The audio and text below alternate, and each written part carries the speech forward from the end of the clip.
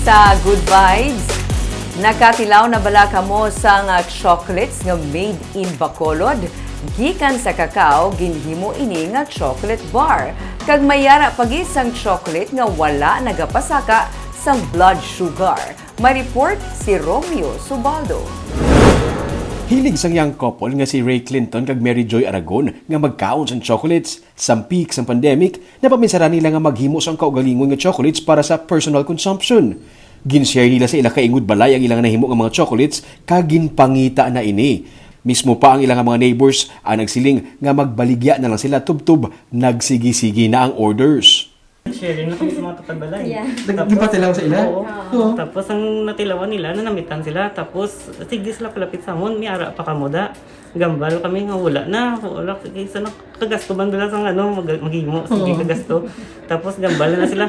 Simuin niyo ko, bayaran lang na namon. Bakal na sila. Bakal na lang kami. Dito na kag nasuguran ang ilang negosyo. Sa bulig sa Department of Trade and Industry, Department of Science and Technology, kag Office of the Provincial Agriculturist, nagsigi-sigi ng ilang pagnegosyo kag nagkuha sa nagakaigo nga permit. Ang fermented cacao beans nga ila ginagamit ang gikan pa sa Canlaon City kay wala may makuhaan nga supplier sa Negros Occidental. Ang iban sa Davao pa naghalin. Ining ila gina-process kag ginahimo nga chocolate bars. Halin sa online selling, may mga regular na sila nga customers. Sa neighbors lang ng customer, paano nag-expand? Online. Ano post-post? Yes, post kami online. Oo. Gusto mo na nagka-interest. Hasta na lang seryoso, na lang ginamon. May tatlo ka mga flavors. May dark chocolate, milk chocolate, kag keto chocolate.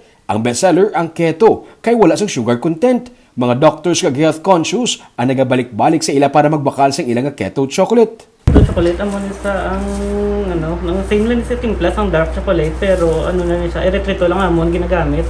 So bali ang erythritol siya tamis sa magabot si modila. Pero pag labot sa imo bloodstream, hindi na siya mag-absorb sa imo dugo. Bali, kung bisan i-check mo ni sa glucometer, Oo. ang imo sugar hindi na siya magtaas. Bisa pulo pa ka bars kan on ko be? Bisan pulo ka na wala. Pag-exhibit naman sa Ayala, may not so old nga na lalaki. Nag-ano siya, nag-ambal siya, keto. Yes sir, keto na. Ambal ko namin na siya, sir, kung ga-diet ka or diabetic ka. Pero diabetic ko, magbakal siya. Nagpagbakal niya, pagbalik niya, nagbakal siya. Pagka next day, nagbalik siya. Bakal siya liwat, ang balya. Ay, wala gito, nag-ano ako nga, mabakal ko liwat.